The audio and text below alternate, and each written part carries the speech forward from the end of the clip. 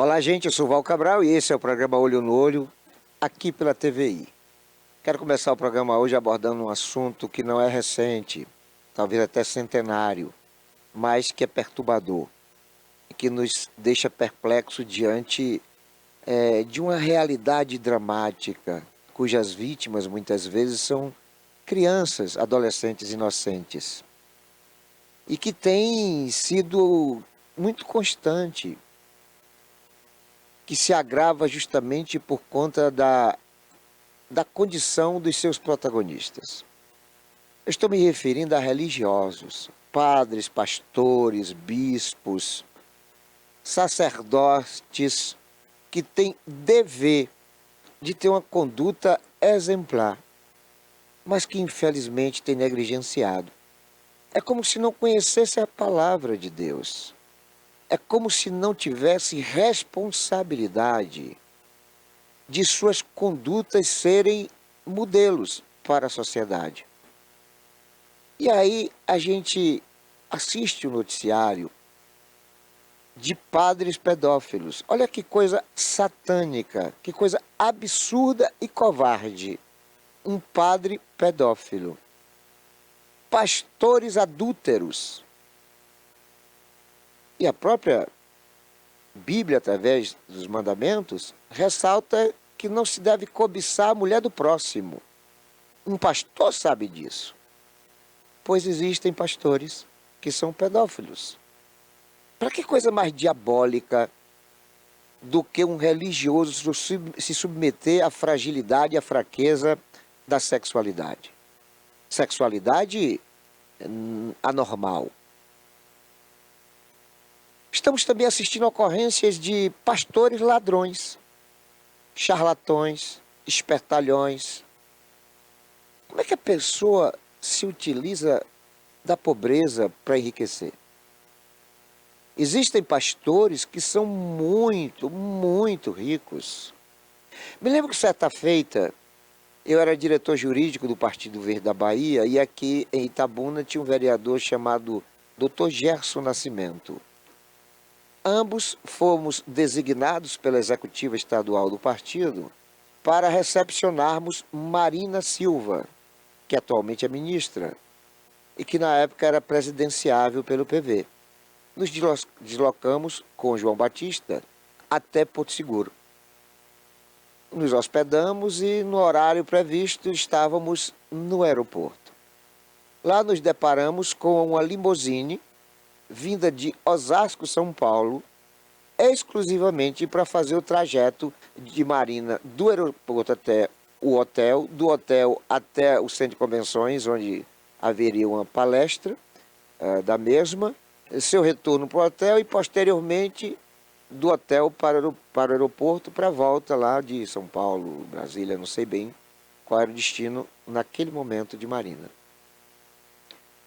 Marina recusou. Uma coisa que eu achei bonito, né, da parte dela. Ela recusou a limusine que ela achou ali desnecessário aquele luxo. E acabou indo conosco no carro do Dr. Gesso para o hotel.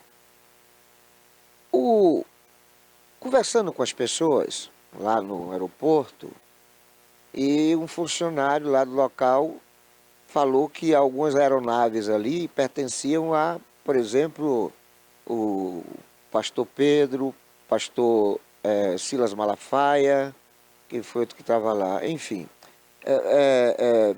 Aeronaves bimotores particulares e pertencentes aos pastores. Eram 5. E eu fiquei pensando, como é que pode um pastor ter um jatinho particular? Qual é a necessidade? Porque o rebanho dele em São Paulo tem tanta necessidade de ouvir a palavra quanto quem quer que ele tenha que viajar para ouvi-lo. Porque onde quer que ele vá também tem pastores.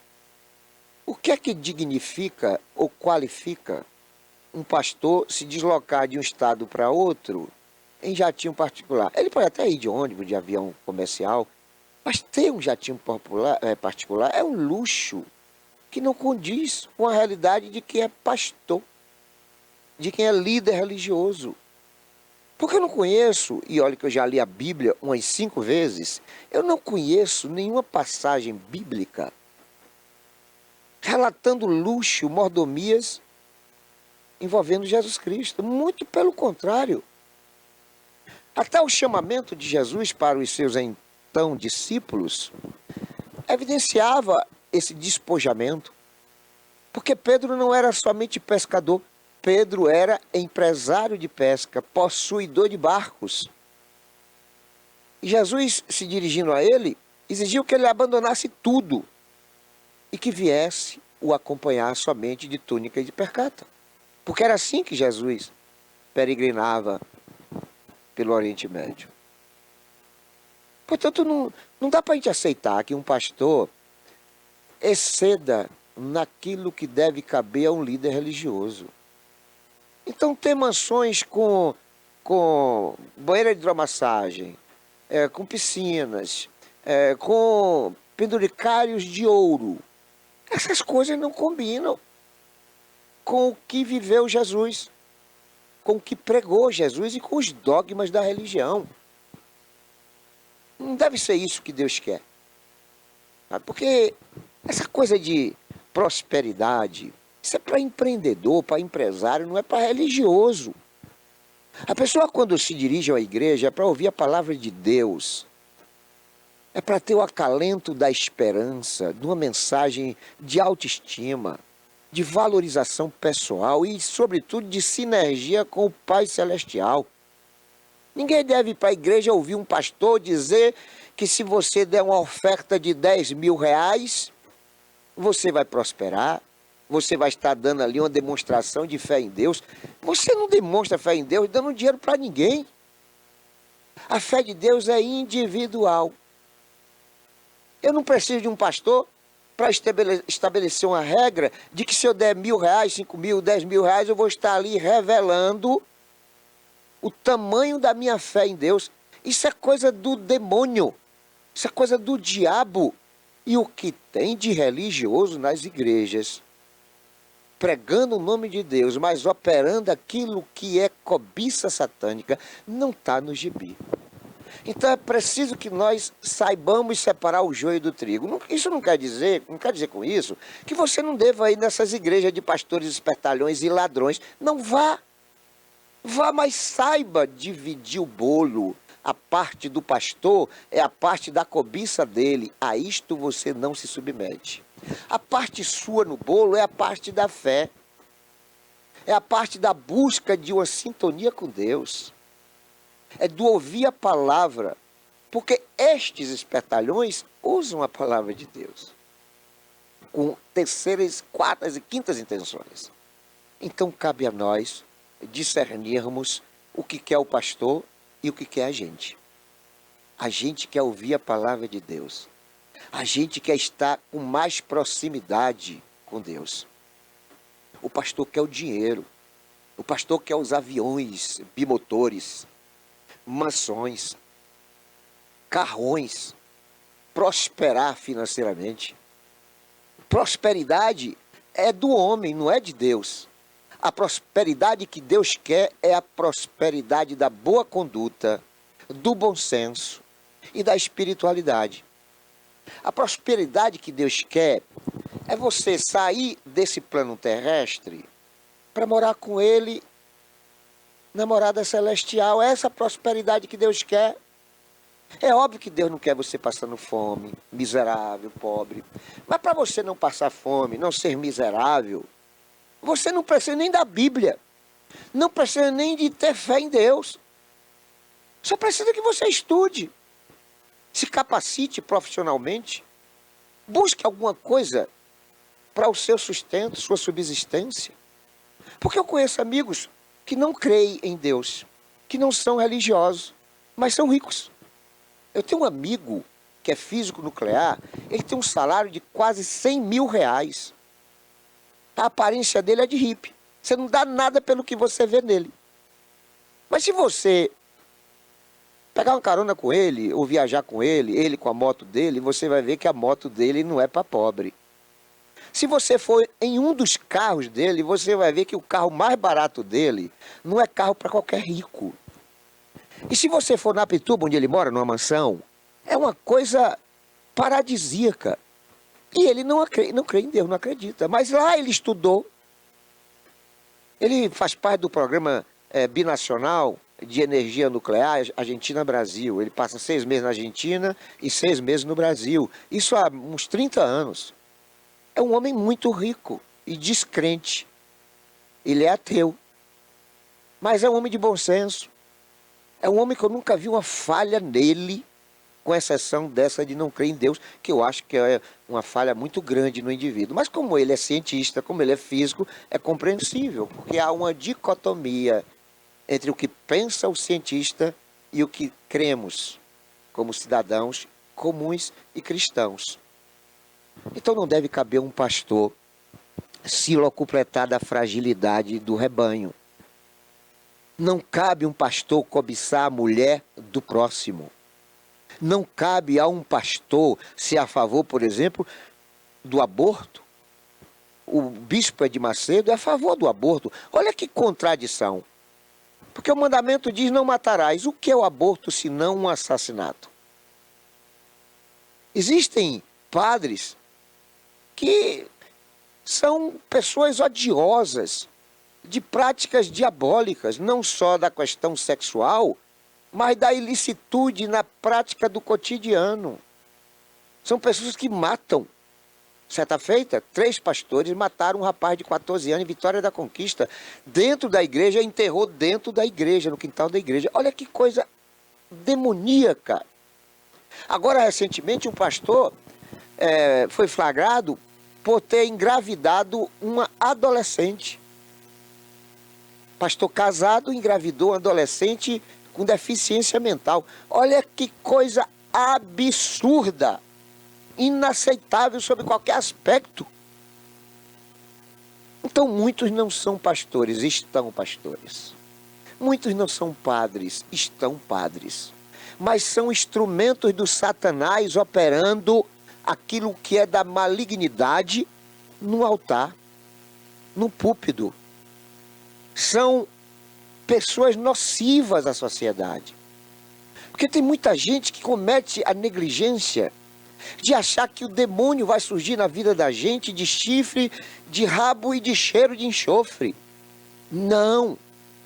O diabo, quando surge na nossa realidade, no nosso cotidiano, ele vem charmoso, impostação de voz suave, carismático, sorridente, falando aquilo que queremos ouvir, se vestindo bem e até nos presenteando, nos favorecendo em alguns benefícios, alguma coisa que nos agradam, porque ele quer nos cooptar. Mas uma vez dominada a vítima, aí o bicho pegou. Aí é quando a gente percebe que o diabo tem efetivamente rabo, chifres e fedor de enxofre insuportável. Então tem muitos religiosos que, infelizmente, estão requerendo que nós sejamos mais vigilantes, que nós não permitamos que o encanto, que a empolgação de um culto, de uma pregação, seja suficiente para que nós aceitemos tudo aquilo que tem que ser falado. Quando o pastor lhe pede uma oferta, muitas vezes é bem intencionado. Ele quer melhorar a estrutura da igreja.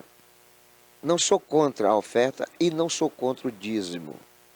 Embora o dízimo seja outra situação que está sendo abusada pelos religiosos. Porque antes de concluir o meu raciocínio sobre dízimos e ofertas que são aceitáveis, eu quero dizer que a Bíblia fala do dízimo como o lucro. 10% do lucro. 10% da sua renda, e renda é lucro.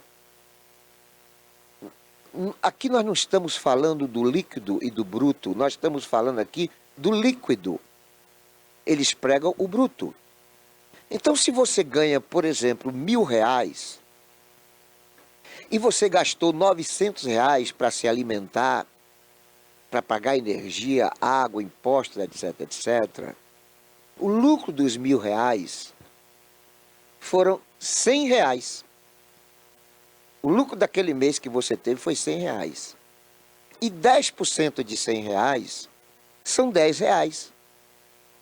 Mas botaram na cabeça das pessoas que estão ouvindo esse apelo pelo dinheiro, de que o dízimo é de R$ 100, quando na verdade é de R$ 10.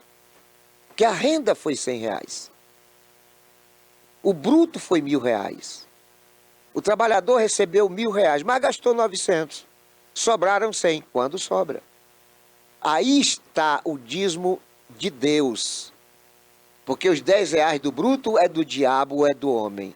O dízimo da igreja, para fazer com que a igreja seja reformada, pintada, higienizada, pague sua energia, o consumo de água, esse dízimo é o dízimo dos 10% da renda.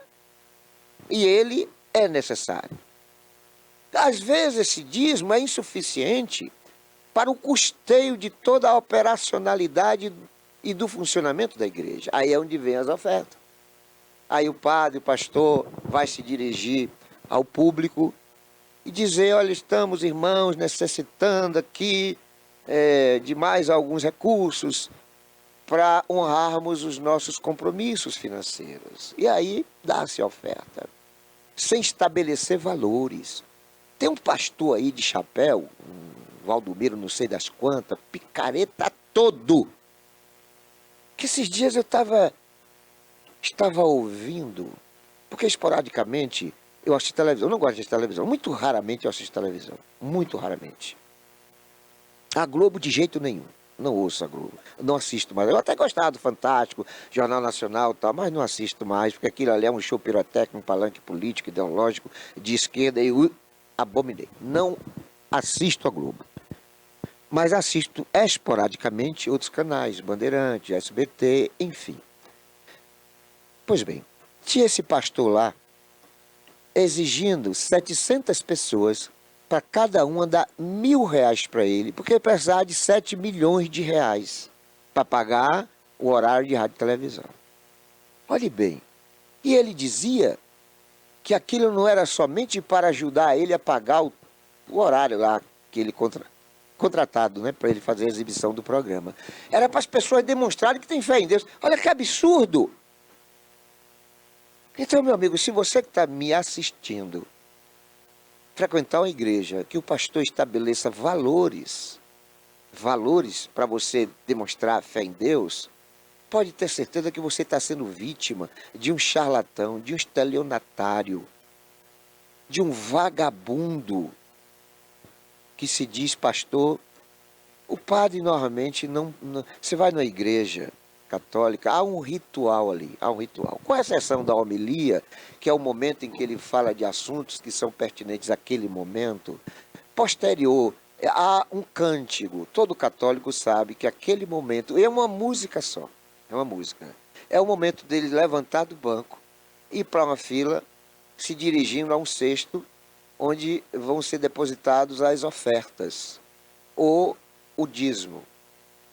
Então a igreja católica, você nunca vai ouvir na igreja católica o nome do diabo, do Satanás, de Lucifer, do cão. Na igreja católica você não ouve isso. E você não vai ouvir apelo de dinheiro, a não ser quando há uma extrema necessidade, por exemplo, de uma reforma da igreja. Alguma coisa que o equivale, mas é muito raro isso. Normalmente quando isso acontece, o padre vai, fala com o prefeito, fala com o empresário, mas normalmente no momento da missa é somente a homilia e esse cântico da oferta. Fora isso aí, há um ritual. Tudo na igreja é ritualista, na igreja católica, tudo. Tudo ali que acontece, você vai, o que acontece hoje vai acontecer amanhã, vai acontecer daqui a 1000 anos. É tudo ritual na igreja católica. Na igreja evangélica, sobretudo as pentecostais, existe corrente da prosperidade, corrente do amor, corrente disso, corrente daquilo, e vigília, um monte de situações, cujo objetivo, pode ter certeza, em sua absoluta maioria, é de ludibriar, é de persuadir, é de enganar e de se locupletar da fragilidade das pessoas. As pessoas estão com problemas amorosos, problemas financeiros, problemas psicológicos. As pessoas têm um filho que é maconheiro, uma filha que é prostituta. A pessoa tem um marido que é adúltero, que é cachaceiro. O marido tem uma mulher que é da rua, praticando promiscuidade sexual. Aí se dirigem à igreja porque eles apelam para isso. As igrejas neopentecostais não chamam as pessoas, através dos seus programas de rádio e televisão e de visitações, para uma comunhão com Deus, visitá-los para que eles possam ampliar uma sinergia da pessoa com Deus, para que o problema seja resolvido. Não. Eles estabelecem valores, cifrões, para graduar a fé da pessoa e com aquilo prometer que os problemas serão resolvidos e normalmente não são resolvidos. Eu conheço obreiros da Igreja Universal aqui em Itabuna, que estão sendo obreiros há mais de 30 anos. E são hoje o que eram há 30 anos atrás. Eles não prosperaram, já que a proposta é a prosperidade. Eles continuam pobres. Alguns até em situações mais difíceis do que há 3 décadas atrás. Então, se ele não consegue fazer milagres com os seus, se ele não consegue cuidar da sua própria casa, fazer com que os seus operadores das sessões milagrosas, como é que ele vai fazer para mim isso? Não dá para entender, mas é fácil de perceber. Por isso que eu chamo a atenção de você, meu amigo, de você, minha amiga. Deus está em todos os lugares. Deus não está somente nas igrejas. Frequentar a igreja é excepcional e recomendo, porque lá você vai conviver com pessoas que pensam igual a você, respeitam os seus mesmos dogmas religiosos. Você vai estar conversando, fazendo amizade, fortalecendo a sua fé. É necessário frequentar a igreja, é necessário. Mas não vá na igreja para se encontrar com Deus, porque Deus não está só na igreja. Deus está em todos os ambientes possíveis e inimagináveis. Às vezes você vai numa festa de carnaval, e aí eu vejo muitos evangélicos participando do carnaval com orientação, levando a mensagem da palavra de Deus. E muitos se convergem no meio da folia.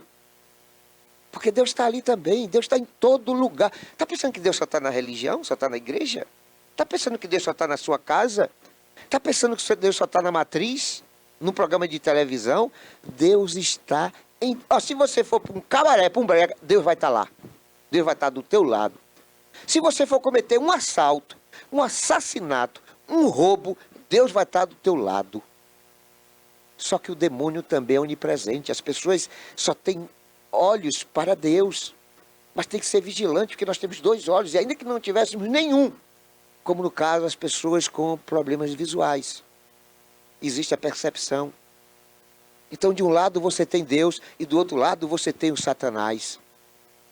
Você é que tem que escolher. O livre-arbítrio está contigo. O problema não está em você ter Deus de um lado e o diabo no outro. O problema está em você não enxergar Deus, não aceitar Deus, não querer Deus do teu lado. Deus está contigo em qualquer lugar, mas nem sempre você, nós estamos com Deus. É aí onde o diabo está do lado, se aproveita. Aí você tem um casamento perfeito, 30 anos de casamento. E Deus está ali abençoando, constantemente na vida conjugal. Mas de repente você se desvia. Aí o que é que o diabo do lado faz? Olha só, a esperteza do Satanás. Está convivendo com aquela realidade, vendo que Deus está operando, vendo que as pessoas estão sintonizadas com Deus. Mas num vacilo da pessoa, ele vai e coloca uma garota que às vezes tem idade de ser neta, filha, na vida do marido. O marido se apaixona, larga a esposa com quem ele convivia há 25, 30 anos. Passa a conviver com a menina de 16, 17, 20, 22, que vai tirar o couro dele, vai roubar ele, vai deixar ele na miséria, porque eu conheço muitos casos assim. E alguns ainda têm a felicidade de ser aceito no retorno com a ex-esposa. Então é preciso que nós tenhamos essa consciência. Temos cuidado com quem se diz pastor, se diz padre, se diz bispo. Temos cuidado com quem nós estamos sendo seguidores de fé. E ao mesmo tempo, termos consciência de que em qualquer lugar que a gente vá, está Deus e está o diabo. Porque o diabo tem força e não é pequena. O diabo pega um tal de Big Brother e invade a sua casa. No Big Brother só tem vagabundo, só tem pessoas de promiscuidade sexual, que só fala prosa ruim, coisa ruim. Não tem uma pessoa de Big Brother que não seja do lixo, do excremento. Pessoas nojentas, que não levam uma mensagem absolutamente proveitosa. É só coisa do demônio o programa Big Brother e outros tantos, inclusive Fazenda, que é de uma emissora pertencente a um bispo religioso. Então, nem tudo que a gente ouve é fato. Então o diabo tem uma força extraordinária da música. Cara, tem música... não sei como é que as pessoas ouvem uma porcaria de uma Lady Gaga. Gente que sai, teve um até que morreu. Foi assistir o show de Lady Gaga e se afogou, morreu. Assisti a Anitta. Olha que coisa absurda, Anitta, um lixo. Um tal de Pablo Vittar, que eu não sei se é homem, não sei se é mulher, não sei se é bicho. Se for homem parece mulher, se for mulher parece bicho. E aqui não há nenhum preconceito, nenhuma discriminação. É um fato. É um fato. Sabe?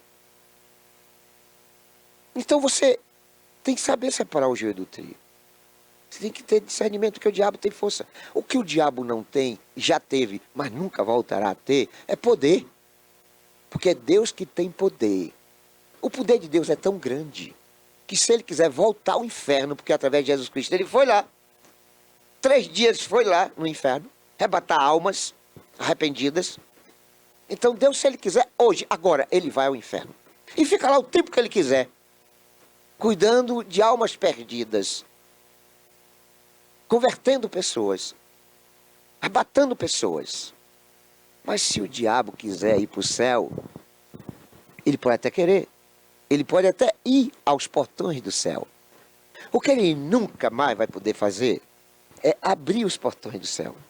E uma vez abertos os portões, ele não vai poder entrar no céu, porque ele já pertenceu ao céu. Ele perdeu isso quando traiu Deus. Quando quis ser superior a Deus na sua cobiça infernal, diabólica. Então Deus tem o poder.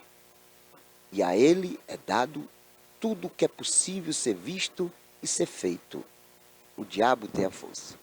Por isso que o diabo precisa usar dos artistas.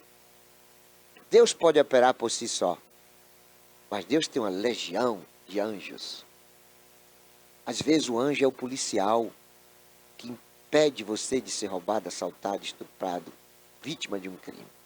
Às vezes o anjo é o gari que está passando pela sua rua, impedindo que você seja vítima de doenças infecto-contagiosas, porque ele está higienizando a sua rua. Às vezes, o anjo é até o coveiro que vai enterrá-lo, fazendo com que o seu momento derradeiro em físico tenha o acalento de um bem cuidar. Então o anjo está nas pessoas, no vizinho, no colega de trabalho, nas pequenas coisas. E às vezes coisas imperceptíveis. Mas o diabo, com a força dele, por si só, é muito fraco. Então ele precisa das Anitas da vida, das Lady Gagas da vida, dos programas como Fazenda e Big Brother, da música, da dança, que são coisas que empolgam, para poder prevalecer o seu desejo banal, insano, diabólico. Cabe a nós discernirmos e sabermos separarmos o joio do trigo.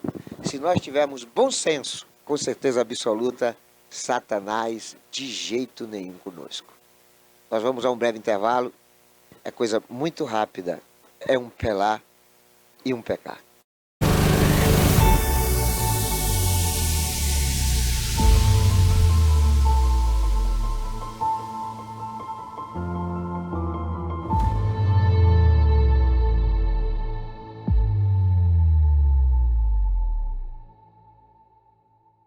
Criada em 2005, a TVI se tornou a primeira emissora de TV por assinatura fora do eixo Rio-São Paulo, transmitida pela operadora TV Cabo para mais de 40 mil espectadores em Itabuna e Ilhéus. Com uma programação 24 horas no ar, a TVI chegou a fazer 6 horas de programação local diária ao vivo, revelando talentos para a televisão baiana. Inserida na Lei do Cabo, a TVI passou a integrar o seleto grupo de TVs com programação qualificada junto à Ancine e contribui com a capacitação do mercado audiovisual da Bahia para a captação de recursos para a produção de minisséries, reality shows, documentários e outros produtos de entretenimento para as mais variadas plataformas. Equipada com estúdios de áudio e vídeo e modernas ilhas de edição, a TVI também está preparada para trabalhar no jornalismo factual local, inclusive utilizando sua unidade móvel SDNG. Passando agora por uma reestruturação, a ação programadora detentora do canal TVI se prepara para transformar o sul da Bahia em um polo de teledramaturgia, movimentando o mercado do audiovisual da Bahia. TVI é da Bahia, é da gente.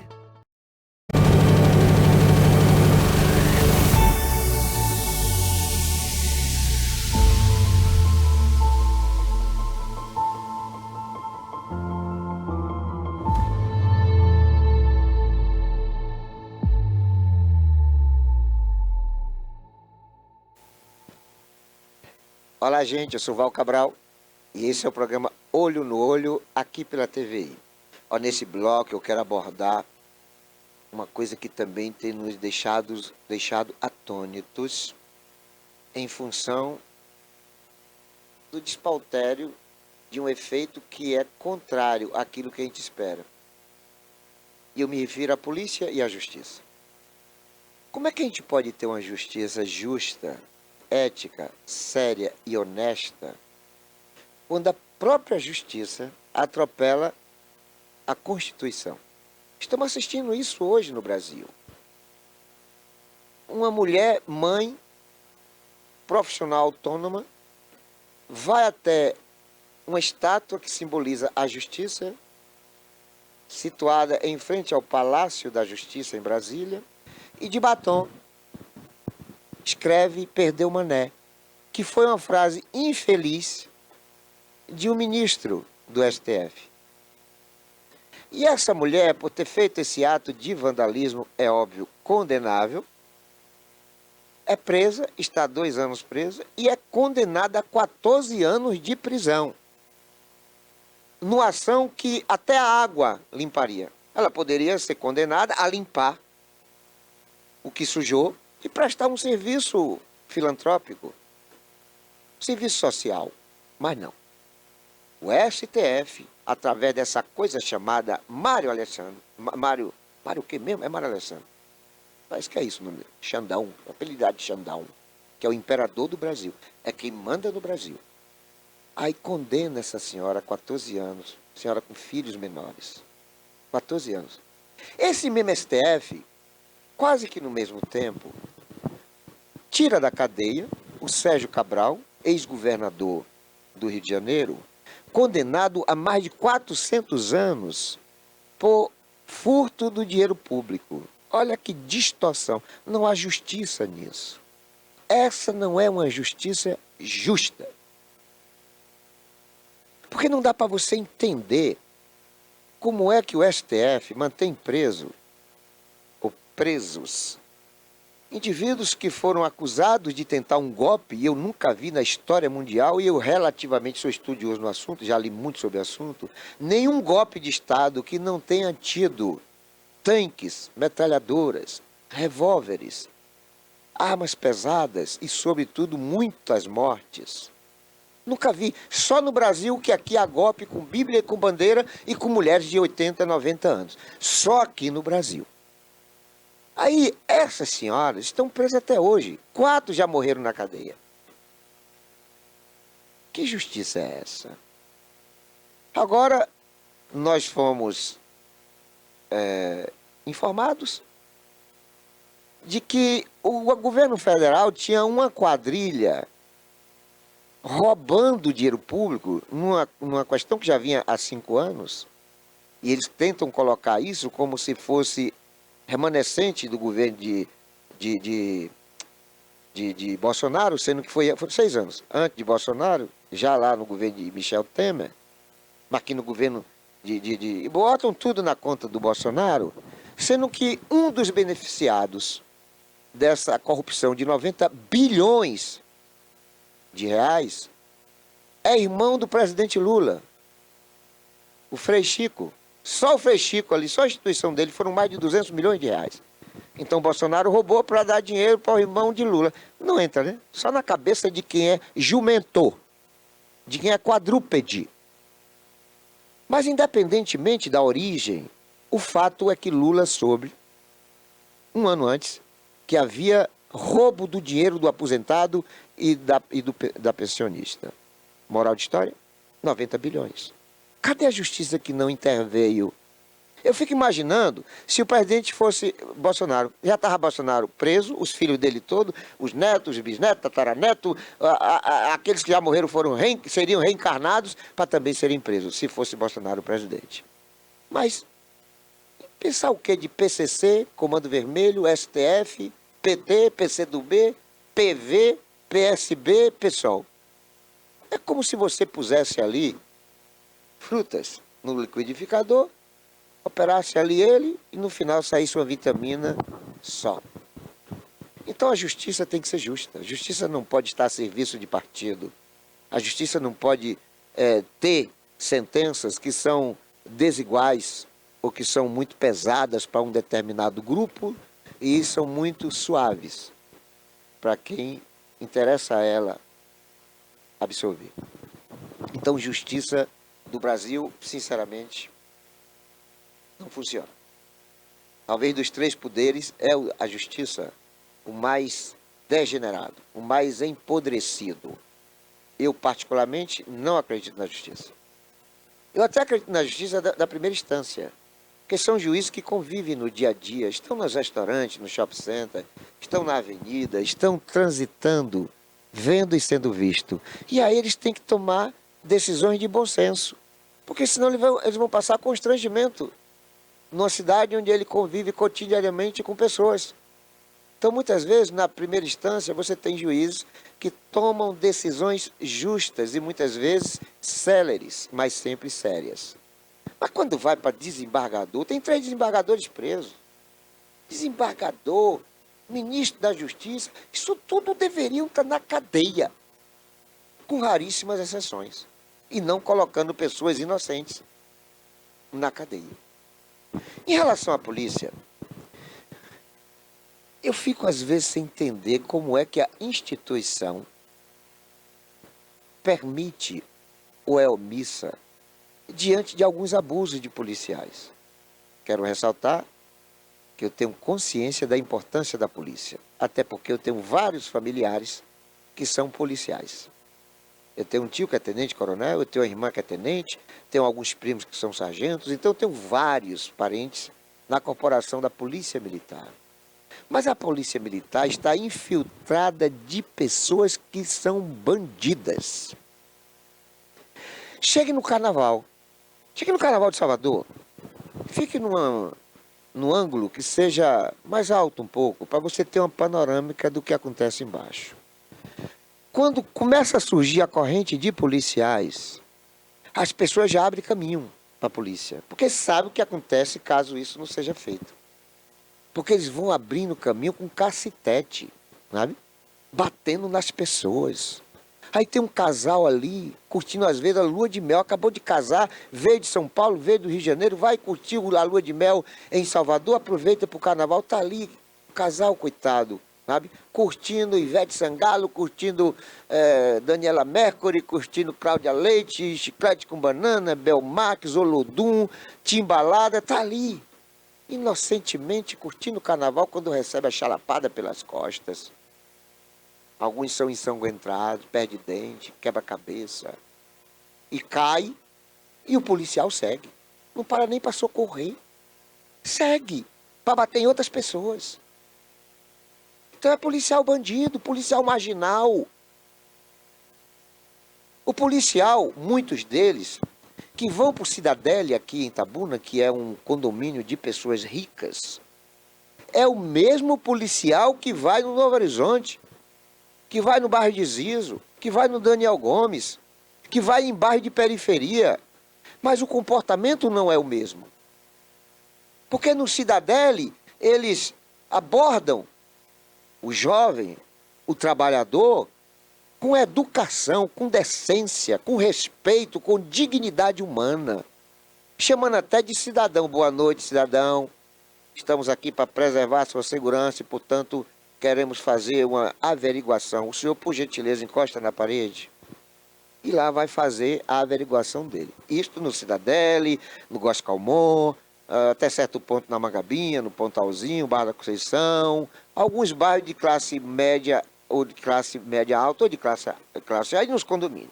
Esse é o comportamento do policial. Só que esse mesmo policial vai no bairro da periferia. Aí a abordagem é assim. Viu o cidadão lá. E se for preto é pior. Se o abordado for de cor negra é pior. Primeira expressão é o seguinte: vagabundo, encosta aqui. Vagabundo, encosta aqui. O cara é trabalhador. Às vezes acabou de chegar. Trabalha no bar, trabalha no restaurante, numa pizzaria, numa sorveteria, 11 horas da noite, acabou de chegar, se deparou com a blitz da polícia, a polícia para abordar o cidadão. Então, vagabundo é o primeiro nome que ele recebe. Vagabundo, encosta aqui. Depois de encostar, recebe um chute nos pés. Abre a perna, vagabundo. Esse é o procedimento normal, sabe? Aí, se o cidadão disser para ele assim: amigo, eu não sou vagabundo, não.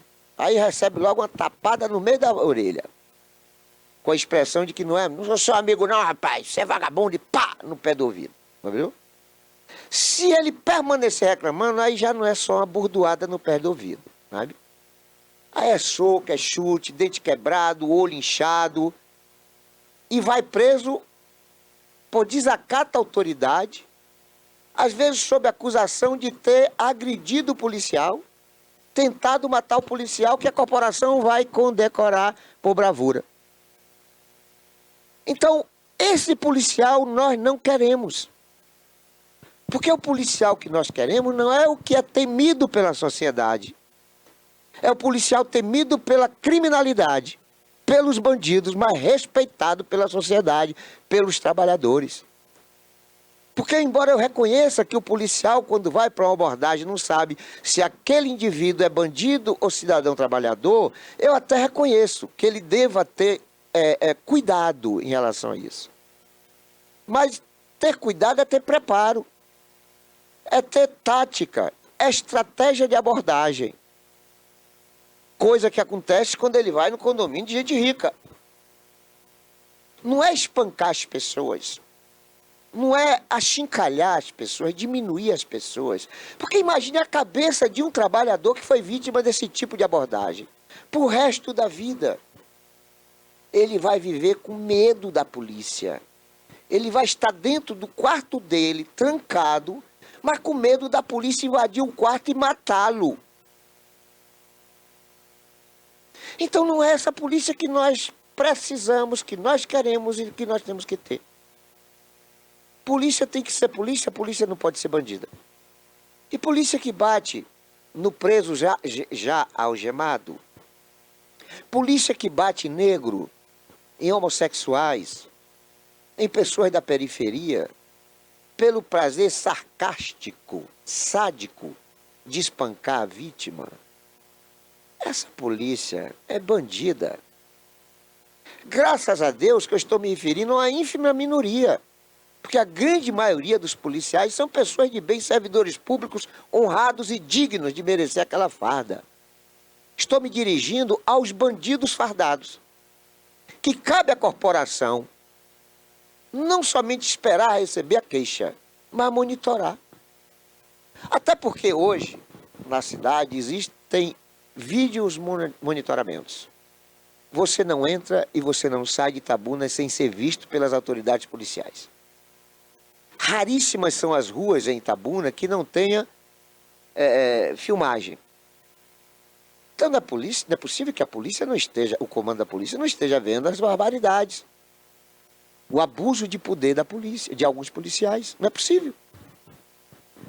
Então é necessário que o tenente-coronel, que o coronel, que o capitão, que o major, que são pessoas superiores na hierarquia da polícia, intervenham para que a imagem da corporação que paga os salários bons para eles, que dá condições boas para eles, que essa imagem não seja maculada, que essa imagem não seja arranhada por alguns vagabundos, alguns bandidos de farda. Essa gente tem que ser extirpada da polícia. A polícia não pode ter racistas, preconceituosos, sádicos, espancadores, violentos, pessoas injustas. A polícia não pode ser integrada por esse tipo de gente, sobretudo num país que se diz democrático. Nós vamos a um breve intervalo, é coisa muito rápida, é um pelar e um pecar.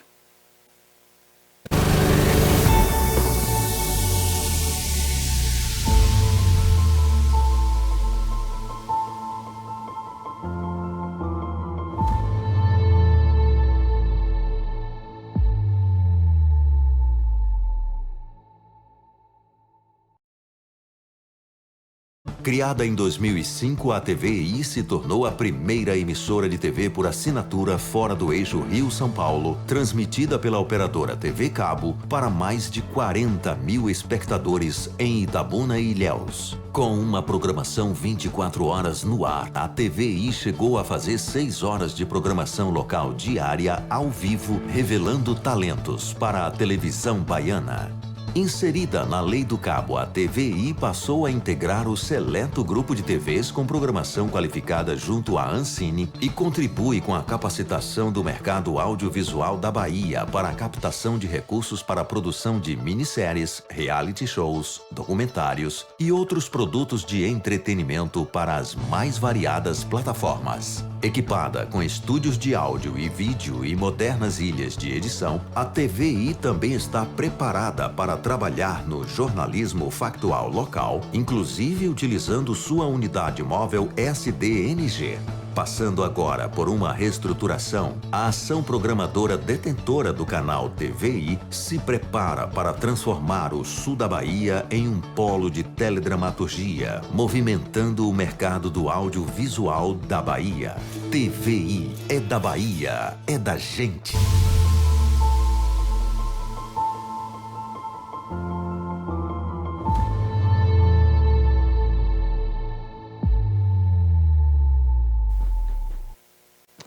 Olá, gente, eu sou Val Cabral e esse é o programa Olho no Olho, aqui pela TVI. Olha, eu quero nesse último bloco do programa de hoje falar dos políticos que se dizem generosos, servidores públicos. A gente vai observar entre todos eles que nenhum, ou quase nenhum, já fez alguma coisa do próprio bolso. Observe que aqueles que são intitulados de fulano de tal da saúde, realmente ele passou 20, 30 anos conseguindo fichas para consultas, para exames, conseguindo cirurgia para as pessoas. Fez o tempo todo isso ganhando salário. Nenhuma intervenção destas saiu do bolso dele. Muito pelo contrário. Muitas vezes, para se deslocar de Itabuna para Camaquã, que tem muito isso. Camaquã tem um hospital que muitos políticos de Itabuna usam aquela unidade hospitalar. Ele ganha o combustível, às vezes excedente para o carro dele. Né? Ele ganha diária e o salário está garantido. Fulano então da saúde, porque cuida das pessoas. Não, ele estava cuidando dele. Usando o serviço público para se completar pessoalmente. Prefeitos. Vou citar aqui Fernando Gomes, já falecido. Fernando Gomes fez uma fundação chamada Fundação Fernando Gomes. E aí ele fez uma maternidade. Beleza, maravilha, entendeu? Fernando Gomes, como prefeito, fez muitas obras. Acho até que se tirarem as obras de Fernando Gomes aqui, Itabuna volta a ser Tabocas. Mas Fernando Gomes se locupletou o tempo, morreu com a fazenda de 1 bilhão e 200 milhões. Ele era vaqueiro, há 4 décadas atrás. É o único vaqueiro que eu conheço no mundo que saiu de vaqueiro para dono de uma fazenda de 1 bilhão e 200 milhões.